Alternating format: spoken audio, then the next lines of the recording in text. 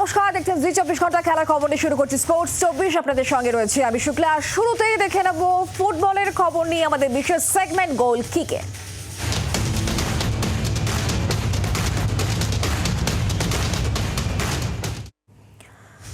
মোহনবাগানে নতুন করে বিপণন প্রক্রিয়ার সূচনা। এখন ক্লাবে গেলেই সবুজ মেরুন সমর্থকেরা তাদের প্রিয় জার্সি, ছাতা, জলের বোতল, কফি মগ সহ একাধিক সামগ্রী কিনতে পারবেন।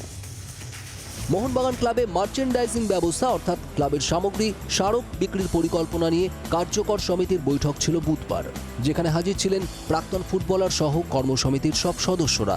সেখানে ঠিক হয় যে ক্লাবে এবার জার্সি সহ একাধিক সামগ্রী বিক্রি করা হবে।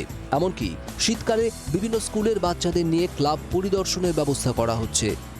আজ থেকে আমরা মার্চেন্ডাইজিং শুরু করছি। তাতে আমাদের এখানে জিনিসগুলো সাজানো আছে, ছাতা, টি শার্ট, মাগ, এটা প্লান্ট ট্রি এবং কোটপিন আর সিপার্স, এগুলো দিয়ে এখন শুরু হচ্ছে, কিন্তু আমাদের আরও আইটেম বাড়বে এবং টি শার্টও অন্য রঙের, মানে সবুজ মেরুন রঙকে নিয়ে এসে আরও আনা হবে। যারা মোহনবাগান ক্লাব সম্পর্কে ইন্টারেস্টেড, ফুটবল সম্পর্কে ইন্টারেস্টেড, মোহনবাগানের এই প্রাঙ্গণ, এখানকার ছবি, এখানকার চরিত্রগুলো, এখানে বিশিষ্ট প্রাক্তন ফুটবলাররা থাকবেন। এক একদিন এক একটা স্কুল তাদের বাছাই, ফুটবলে আগ্রহী ছেলেরা বা তাদের যে টিম খেলে তাদেরকে এখানে তারা এলেন, তারা পুরোটা ঘুরে দেখলেন, ফটো সেশন করলেন, প্রাক্তন ফুটবলারদের সঙ্গে একটা সেশন হবে। ফলে তাদের মোহনবাগান সাপোর্টারদেরও যেমন সমৃদ্ধ করা, উৎসাহিত করা, মানে ফুটবল বোঝো আর ফুটবল বোঝার পর মোহনবাগান সাপোর্টার হও। প্রথম দিনেই ক্লাবের জার্সি, লোগো দেওয়া জলের বোতল, কফি মগ কিনতে সদস্য সমর্থকদের ভিড়, যা দেখে গেলেন সচিব দেবাশিস দত্ত স্বয়ং। The pin I am wearing, the coat pin, I wear it with pride. This is the coat pin which I am wearing with pride. আর বাকি যা কিছু আছে প্রত্যেকটা একটা করে নিয়ে রেখেছি। মোহনবাগান প্রাণ, মোহনবাগান প্রাণ, মোহনবাগান প্রাণ। খুবই ভালো লাগছে। এটার অনেক দিনই অপেক্ষায় ছিলাম যে অফিসিয়াল মার্চেন্ডাইজ কবে বেরোবে, তো অবশ্যই খুব ভালো লাগছে। ওই জন্য প্রথম দিনে এসেই প্রথম কেনা। মোহনবাগান সমর্থকরা দলের সাফল্যের সঙ্গে সঙ্গে স্মারক টুপি আর জার্সি ক্রয় করতে সক্রিয় হবেন। এতে লাভ কর্তৃপক্ষের, আর সেখান থেকে বিকিকিনির মাধ্যমে ক্লাবের একটা উপার্জন বাড়বে বলে মনে করছেন তারা। ক্যামেরায় অমিতের সঙ্গে দেবাঞ্জনের রিপোর্ট, জি 24 ঘন্টা। ময়দান চলা ডাক দিয়ে কলকাতার 3 প্রধানের সমর্থকেরা মঙ্গলবার গোষ্ঠপাল মূর্তির পাদদেশে জমায়েত হয়ে আওয়াজ দিয়েছিলেন কর্তাদের অপসারণের, যার প্রতিক্রিয়া দিয়েছেন ইস্ট বেঙ্গল শীর্ষ কর্তা দেবব্রত সরকার। কেউ কারোর বদল চাইতেই পারে, সেই প্রসিডিংসে ঢুকে বদল নিয়ে নিক, সমস্যা নেই। আমার এখানে মুক্ত আকাশ, আমরা হাওয়ার আকাশের নিচে আছি, আমাদের রং লাল হলুদ, এর বাইরে কোনো রং নেই আমাদের। স্কুল ফুটবল এবং যুব ফুটবল প্রসারণের ব্যাপারে নীল নকশা সাজাচ্ছে বঙ্গ ফুটবলের নিয়ামক সংস্থা আইএফএ। বৃহস্পতিবার সর্বভারতীয় ফুটবল সংস্থার সঙ্গে তাদের বৈঠক রয়েছে, আর সেখানেই চূড়ান্ত হবে বঙ্গ ফুটবলের ভবিষ্যৎ রূপরেখা। এআইএফএফ স্টেট ডেভেলপমেন্ট প্ল্যান নিয়ে আলোচনা করার জন্য 14 তারিখ মিটিং ডেকেছে, মানে আগামীকাল আমরা যাচ্ছি। সন্ধ্যাবেলায় এই মিটিংটা আছে, সেখানে আমরা বসে আলোচনা করব যে কীভাবে স্টেটের ডেভেলপমেন্ট প্ল্যান হওয়া উচিত, কীভাবে স্টেটকে এগিয়ে নিয়ে যাওয়া উচিত। দেখুন, গ্রাসরুটস নিয়ে কাজ খুব ইম্পর্টেন্ট। আগে এআইএফএফের যে ইউথ লিগটা হতো সেটা একটা ভালো কাজ হচ্ছিল, যেখানে অনেক অল্প বয়সী ছেলেরা খেলার সুযোগ পাচ্ছিল।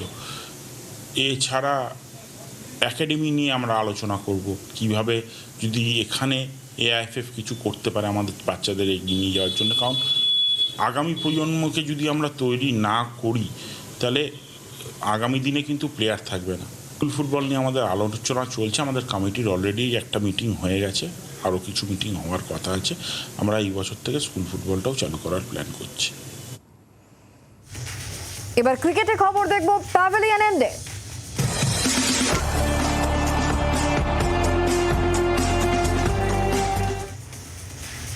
মধ্যপ্রদেশের বিরুদ্ধে রঞ্জি প্রথম দিনে ব্যাকফুটে বাংলা, মাত্র 228 রানে শেষ হয়ে যায় অনুষ্ঠুপ মজুমদারদের প্রথম ইনিংস। টসে জিতে ফিল্ডিং এর সিদ্ধান্ত নেয় মধ্যপ্রদেশ অধিনায়ক শুভম শর্মা।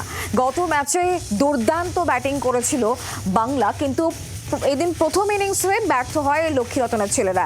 একসময় মাত্র 79 রানে 5 উইকেট পড়ে গিয়েছিল বাংলার। এরপর শাহবাজ আহমেদ এবং অনুষ্ঠুপ দলকে বিপর্যয়ের হাত থেকে রক্ষা করেন। 92 রান করেন শাহবাজ, অধিনায়ক অনুষ্ঠুপ করেছেন 44 রান। দলের অন্যতম ভরসা ঋদ্ধিমান সাহা মাত্র 10 রান করেন। দীর্ঘদিন পর এদিন মাঠে নামলেন বাংলার তথা ভারতীয় পেসার মোহাম্মদ সামি। তিনি মাত্র 2 রান করেছেন। মধ্যপ্রদেশ ব্যাট করতে নেমে দিনের শেষে প্রথম ইনিংসে 1 উইকেট হারিয়ে 103 রান তুলেছে। এখন দেখার বিষয় বৃহস্পতিবার দ্বিতীয় দিনে সামিরা ম্যাচের দখল নিতে পারে কিনা। রঞ্জি ট্রফিতে অরুণাচল প্রদেশের বিপক্ষে গোয়ায় হয়ে নজির গড়লেন অর্জুন তেন্ডুলকর। বুধবার গোয়া ক্রিকেট একাডেমির মাঠে প্রথম টসে জিতে ব্যাট করার সিদ্ধান্ত নিয়েছিলেন অরুণাচল প্রদেশ। তবে অর্জুনের দুরন্ত বোলিং এর সামনে দাঁড়াতেই পারেনি তাদের কোনো ব্যাটসম্যানই। মাত্র 84 রানে অল আউট হয়ে যায় অরুণাচল। এদিন ইনিংসে একদম প্রথম উইকেটটি নিয়েছেন অর্জুনই। 0 রানে প্যাভিলিয়নে ফেরত পাঠান নাবাম হাচাংকে। এরপরই একের পর এক উইকেট নিয়ে অরুণাচলের টপ অর্ডারকে ধসিয়ে দেন তিনি। প্রথম ইনিংসে মাত্র 9 ওভার বল করে 25 রান দিয়ে মাত্র উইকেট নিয়েছেন সচিন পুত্র। 5টি উইকেট নিয়েছেন তিনি।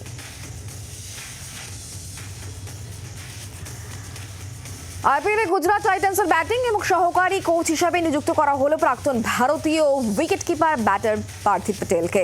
ভারতীয় দলের এই প্রাক্তন ক্রিকেটারকে দেখা যাবে গ্যারি কাস্টারের পরিবর্তন হিসাবে। আইপিএলের আসন্ন মরশুমে পার্থিবের ব্যাটিং টেকনিক এবং কৌশলের জ্ঞান দলে ক্রিকেটারদের জন্য বড় ভূমিকা নেবে বলে মনে করছে গুজরাট কর্তৃপক্ষ। 39 বছরের পার্থিব জাতীয় দলের হয় 25টি টেস্ট ম্যাচ, 38টি ওয়ানডে এবং 2টি টি20 ম্যাচ খেলেছেন। অন্যদিকে মঙ্গলবার দিল্লি ক্যাপিটালসের বোলিং কোচ হিসাবে নিয়োগ করা হয়েছে মুনাফ প্যাটেলকে।